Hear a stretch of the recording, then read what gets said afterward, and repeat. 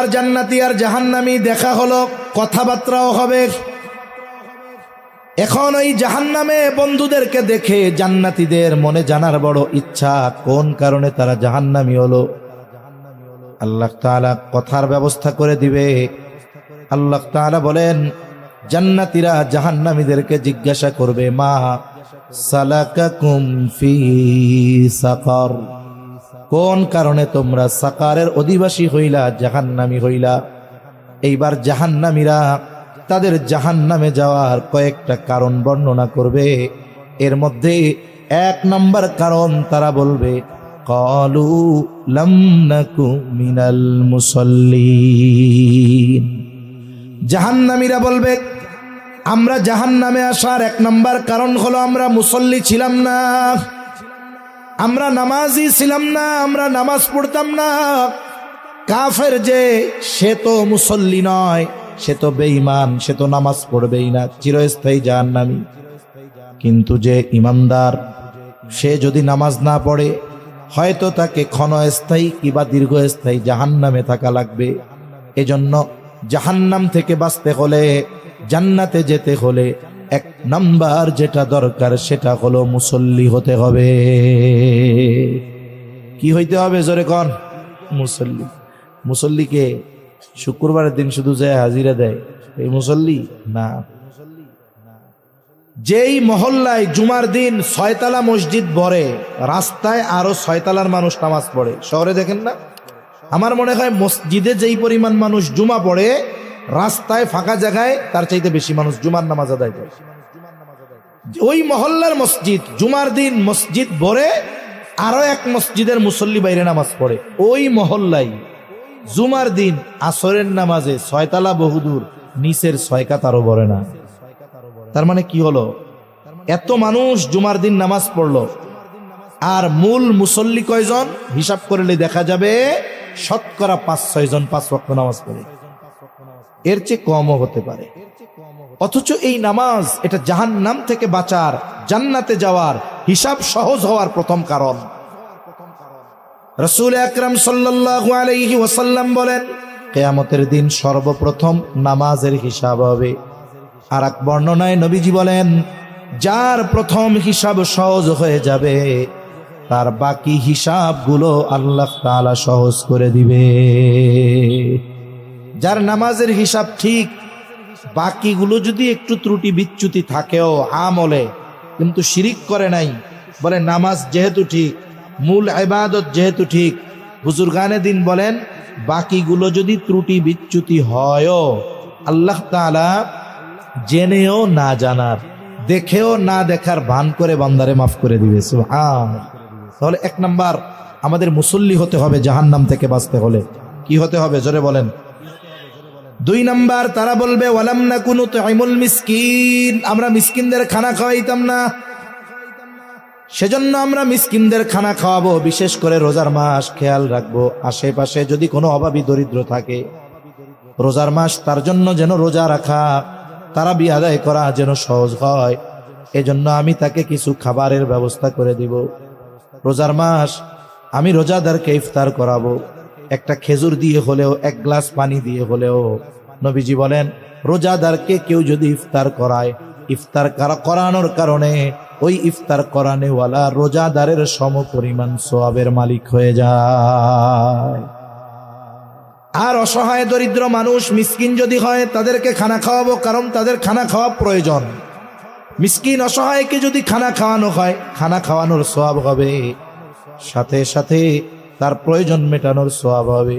ওই জাহান্নামীরা বলবে, লাম নাকুনু তুইমুল মিসকিন, আমরা মিসকিনদেরকে খানা খাওয়াইতাম না। 3 নাম্বার তারা বলবে, ওয়া কুন্না নাখুদু মাআল খাইদিন। অনর্থ কাজ কেন করে মানুষ, ব্যবসা কেন করে, চাকরি কেন করে, সিএনজি কেন চালায়, অটো রিক্সা কেন চালায়? রিজিকের জন্য, ঠিক কিনা বলেন? রিজিকের জন্য। এবার বুঝে থাকলে একটু জবাব দেন তো, যেই রিজিকের জন্য নামাজ পড়ার সুযোগ পায় না, সেই রিজিকের মালিক কে?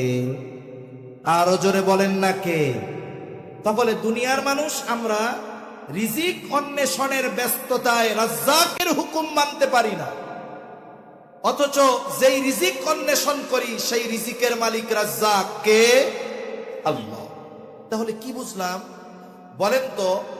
বরকতময় রিজিক, উপকারী রিজিক, সম্মানজনক রিজিক, এটা আমাদেরকে যিনি দিতে পারেন তিনি কে? আরো জোরে বলেন কে?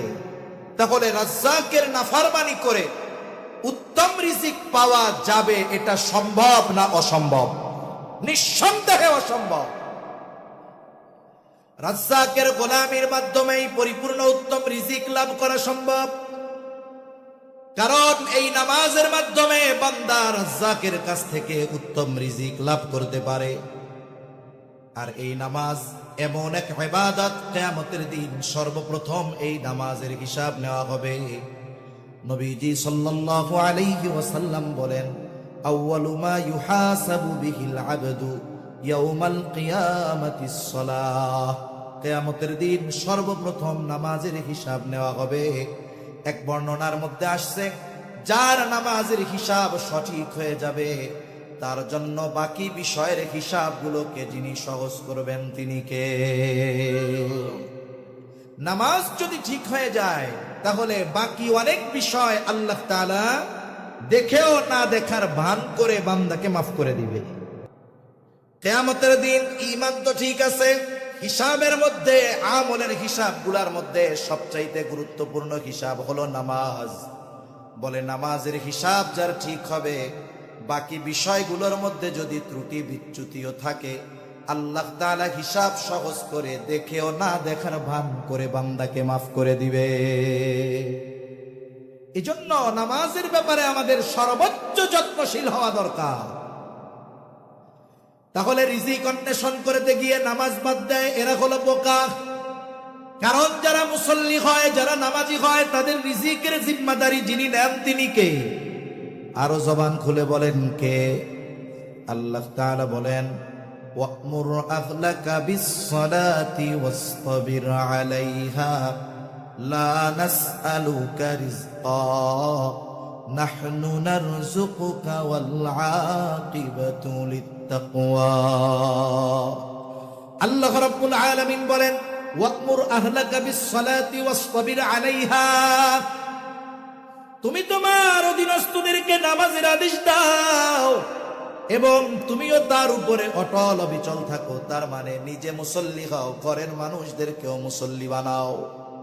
যদি এই দুইটা শর্ত কোনো ইমানদার পূরণ করতে পারে, নিজে মুসল্লি, ঘরের মানুষগুলো মুসল্লি, আহকামুল হাকিমিন জানায় দেন, বান্দা লা নাসআলুকা রিজকা, আমি তোমার কাছে রিজিক কামনা করি না, চাই না, বরং তুমি নামাজি যদি হয়ে যাও, তোমার ঘরের অধীনস্থ মানুষগুলা যদি মুসল্লি নামাজি হয়ে যায়, আল্লাহ তাআলা বলেন নাহনু নারযুকুকা, তাহলে আমি আল্লাহ তোমাদেরকে রিজিক প্রদান করব। তাহলে মুসল্লি হলে রিজিকের জিম্মাদারি নেন কে? আরো জোরে বলেন কে? আল্লাহ তাআলা তখন অল্পতে বরকত দেয়।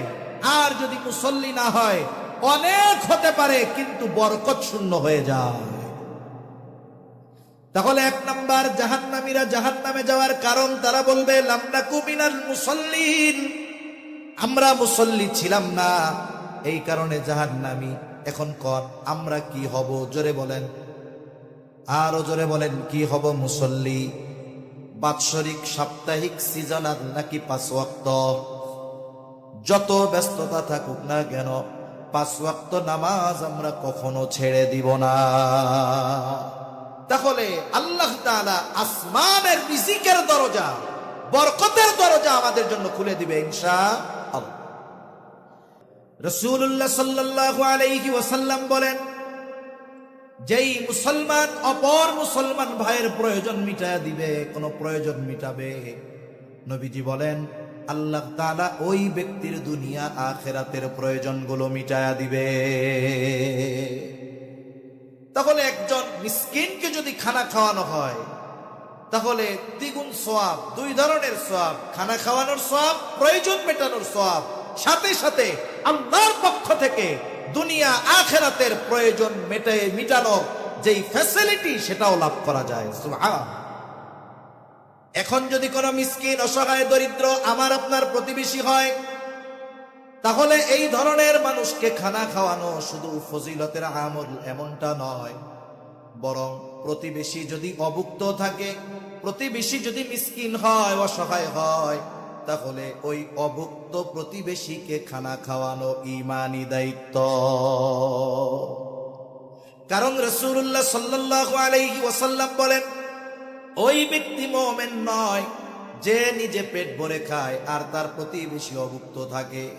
তাহলে প্রতিবেশী যদি কোনো অভাবী হয়, মিসকিন হয়, খানা খাওয়ানো কয়েকটা বিষয়।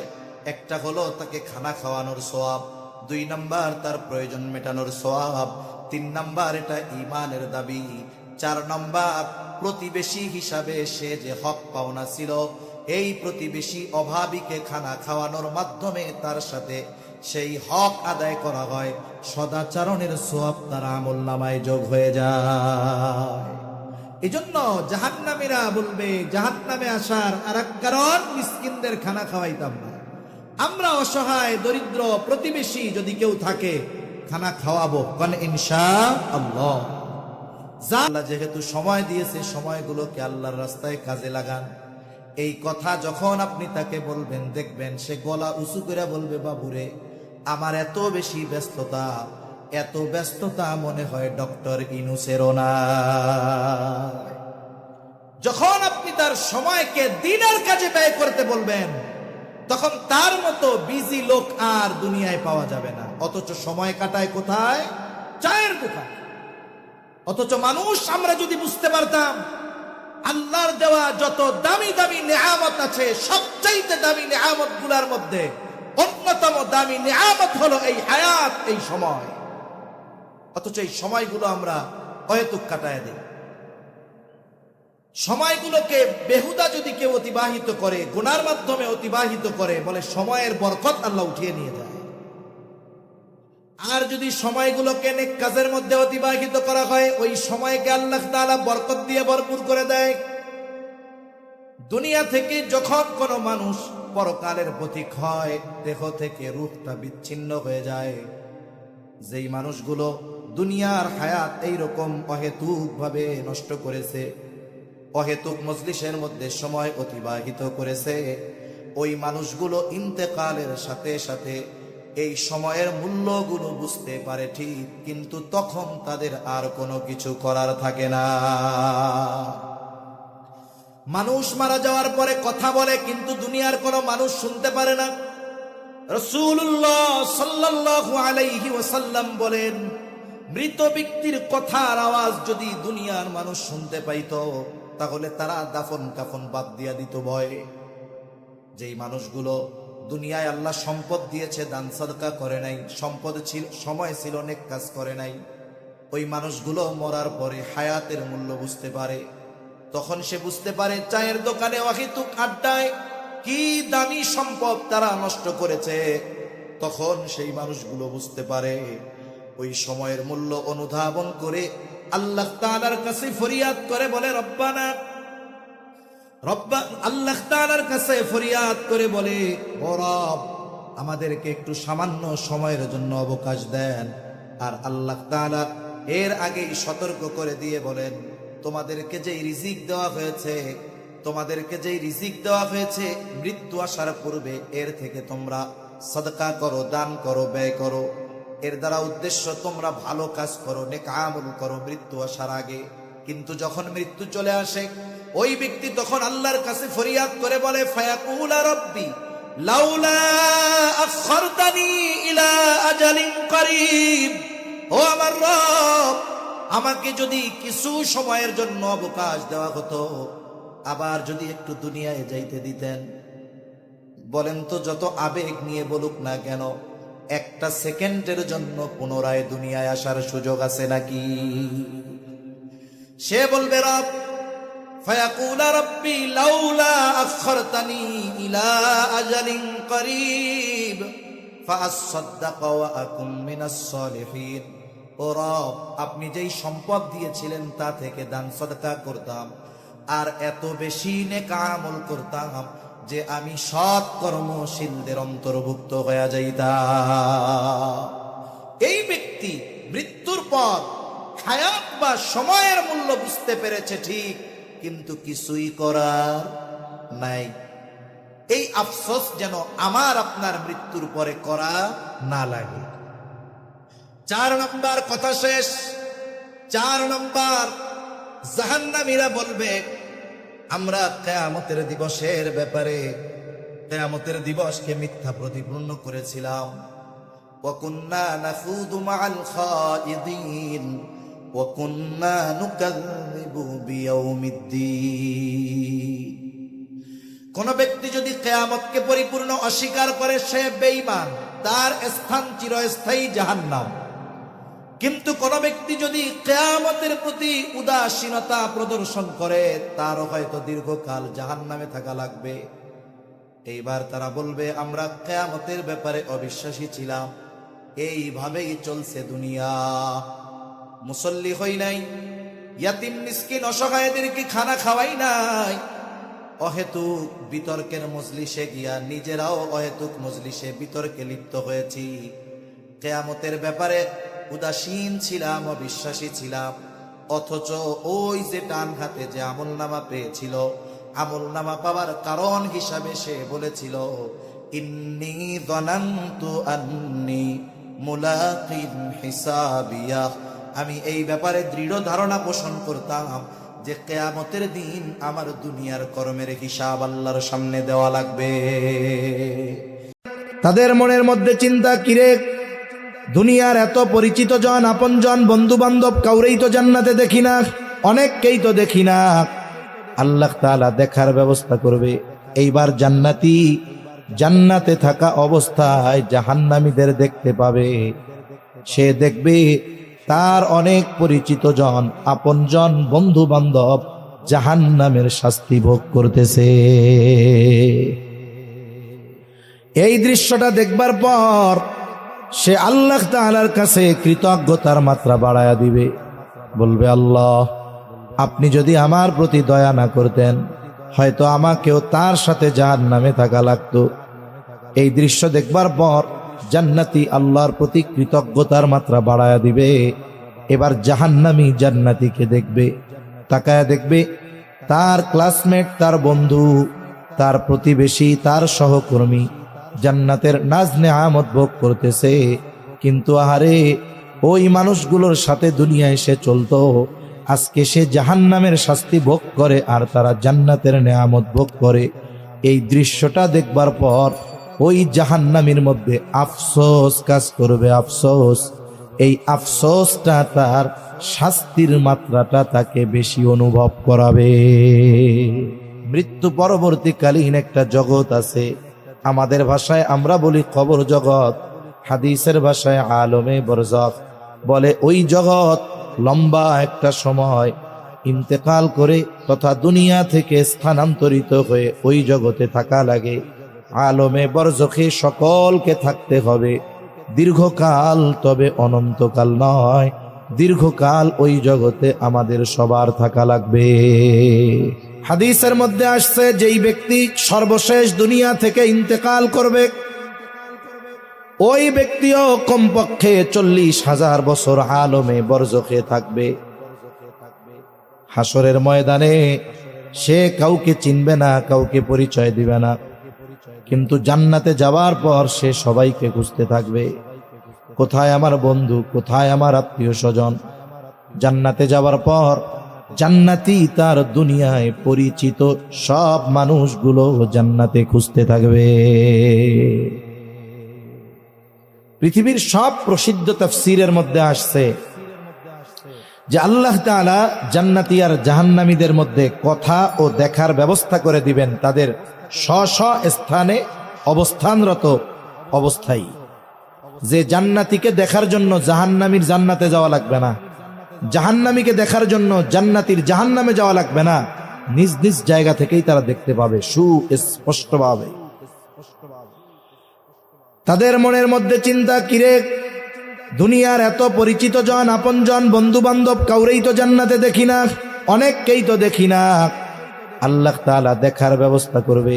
এইবার জান্নাতি জান্নাতে থাকা অবস্থায় জাহান্নামীদের দেখতে পাবে। সে দেখবে তার অনেক পরিচিত জন, আপনজন, বন্ধু বান্ধব জাহান্নামের শাস্তি ভোগ করতেছে। এই দৃশ্যটা দেখবার পর সে আল্লাহ তাআলার কাছে কৃতজ্ঞতার মাত্রা বাড়ায়া দিবে, বলবে, আল্লাহ, আপনি যদি আমার প্রতি দয়া না করতেন হয়তো আমাকেও তার সাথে জাহান্নামে থাকা লাগতো। এই দৃশ্য দেখবার পর জান্নাতি আল্লাহর প্রতি কৃতজ্ঞতার মাত্রা বাড়ায়া দিবে। এবার জাহান্নামী জান্নাতীকে দেখবে, তাকায়া দেখবে তার ক্লাসমেট, তার বন্ধু, তার প্রতিবেশী, তার সহকর্মী জান্নাতের নাজ নেয়ামত ভোগ করতেছে। কিন্তু আহারে, ওই মানুষগুলোর সাথে দুনিয়ায় সে চলতো, আজকে সে জাহান্নামের শাস্তি ভোগ করে আর তারা জান্নাতের নেয়ামত ভোগ করে। এই দৃশ্যটা দেখবার পর ওই জাহান্নামীর মধ্যে আফসোস কাজ করবে, আফসোস। এই আফসোসটা তার শাস্তির মাত্রাটা তাকে বেশি অনুভব করাবে। আফসোসের কারণে কষ্ট বেশি লাগবে। একই সাথে তো থাকতাম, আহারে, কিছু কাজ যদি ওর সাথে করতাম। অনেকে আছে না, একই স্কুলে পড়ে, দীর্ঘদিন পাশাপাশি থাকে, একই মাঠে খেলাধুলা করে, কিন্তু একজনের সাথে আর একজনের পার্থক্য কি?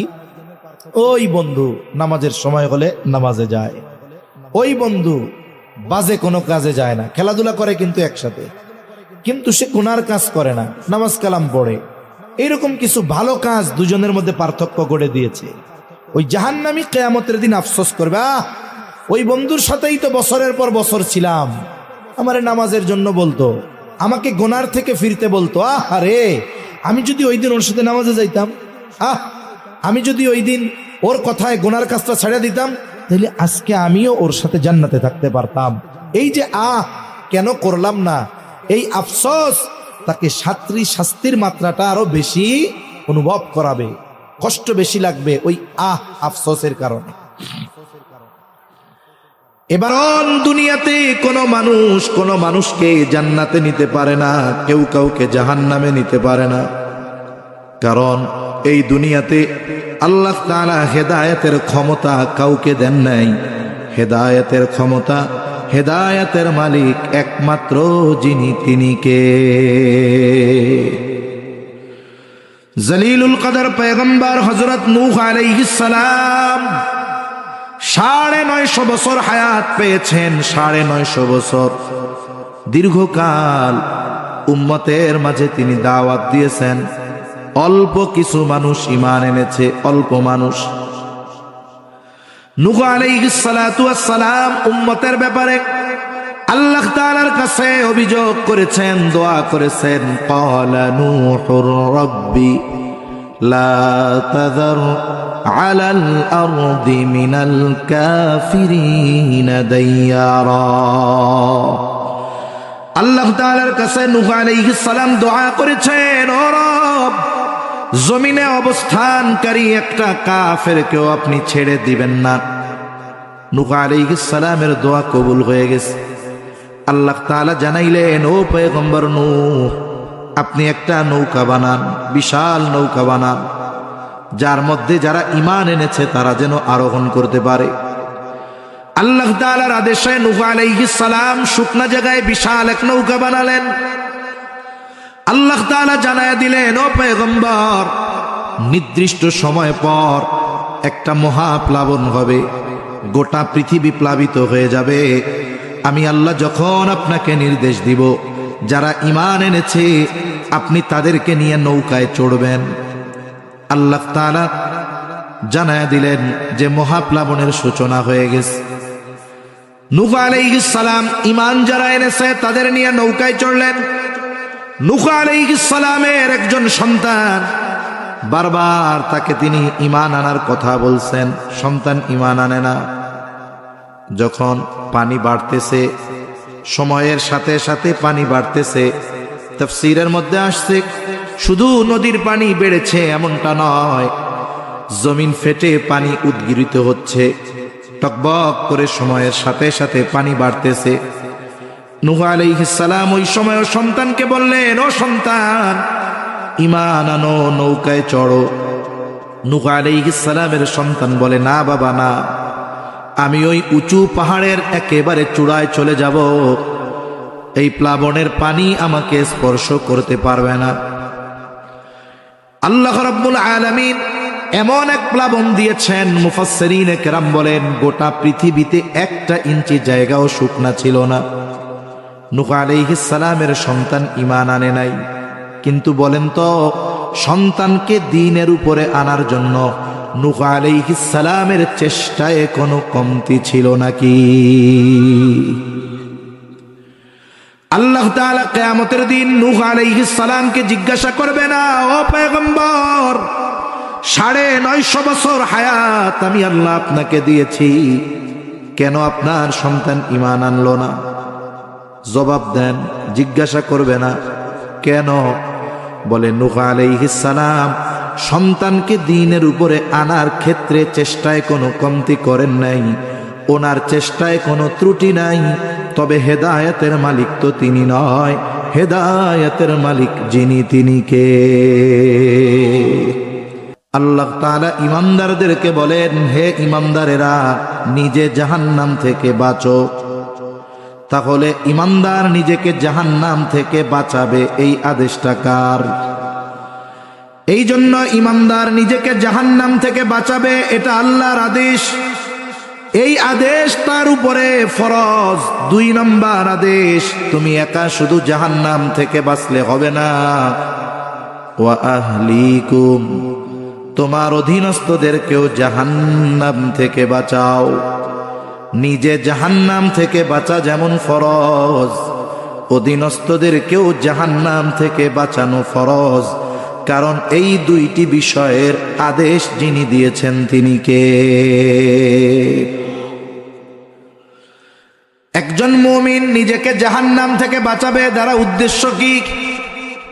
কারণ কোন ব্যক্তি ঈমান আনার কারণে অনন্তকাল জাহান্নাম থেকে বাঁচার নিশ্চয়তা সে পেয়ে যায়।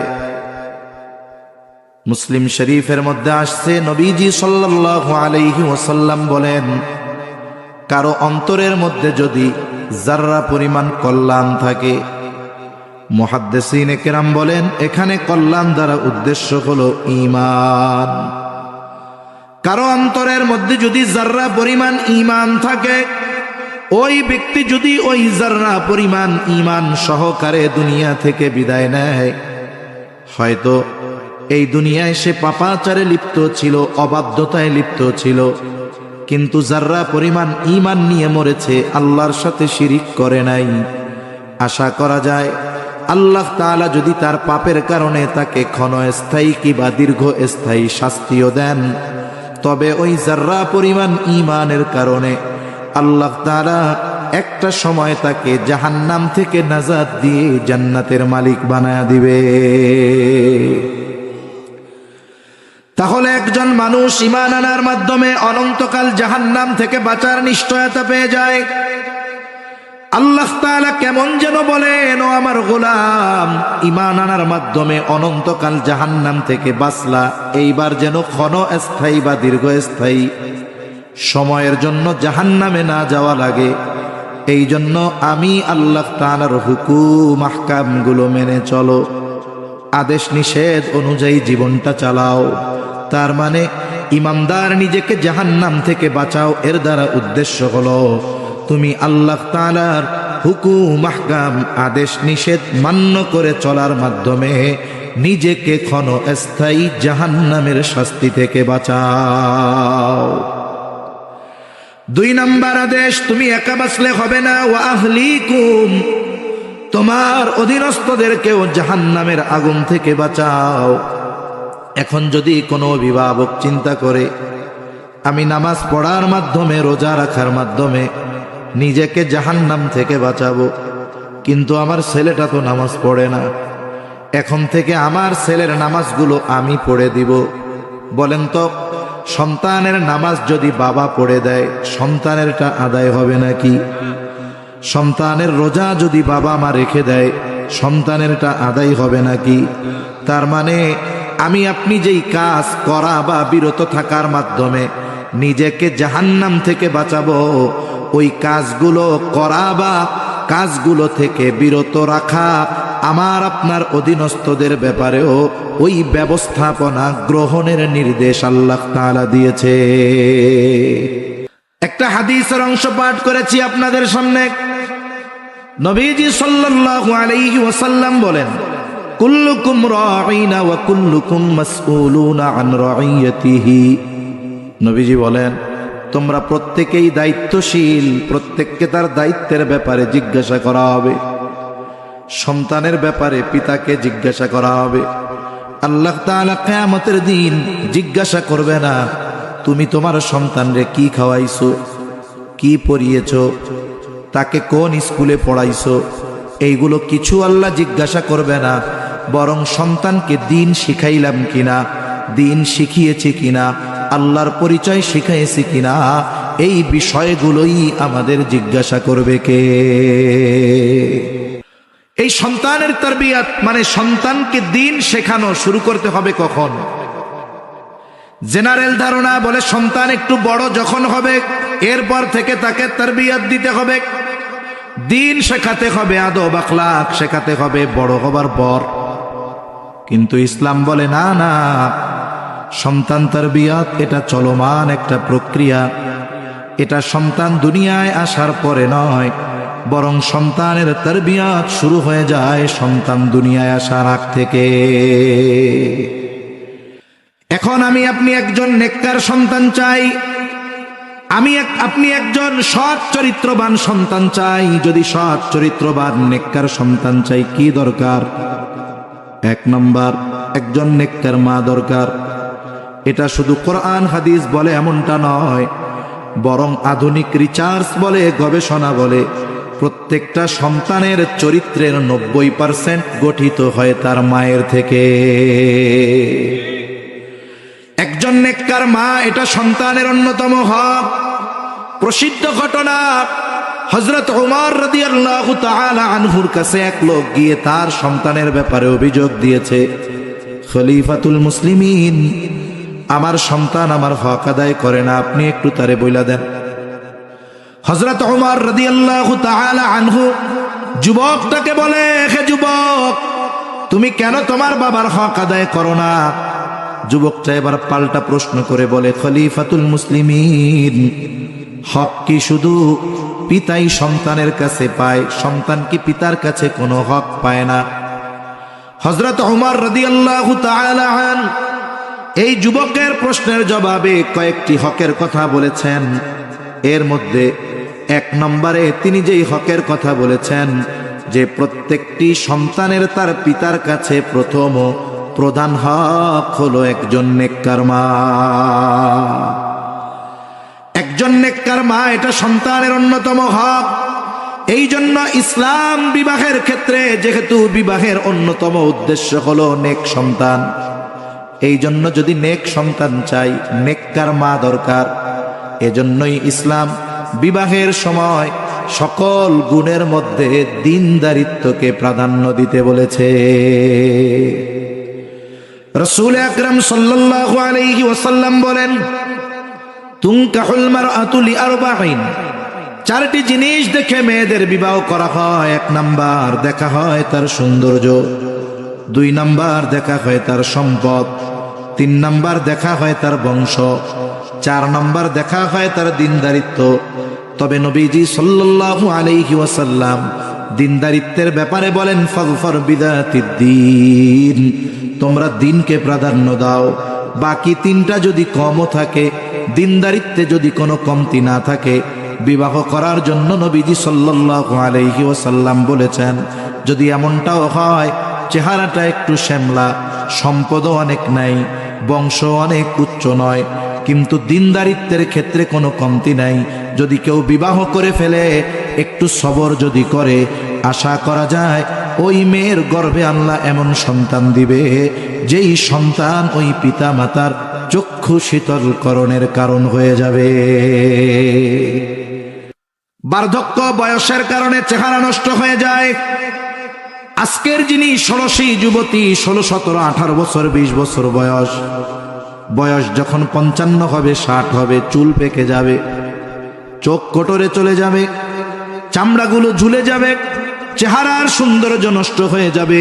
কিন্তু বলেন তো, যদি কোনো পুরুষ কিবা নারী তার চরিত্রটা সুন্দর হয়, চারিত্রিক সৌন্দর্য যদি অর্জন করতে পারে, সে যদি বৃদ্ধ হয়ে যায়, চুল পেকে যদি পড়েও যায়, দাঁতগুলো যদি পড়ে যায়, চামড়া যদি ঝুলেও যায়, দৃষ্টিশক্তি যদি নষ্ট হয়ে যায়, চেহারার সৌন্দর্য থাকবে না ঠিক, কিন্তু চারিত্রিক সৌন্দর্য নষ্ট হবে নাকি?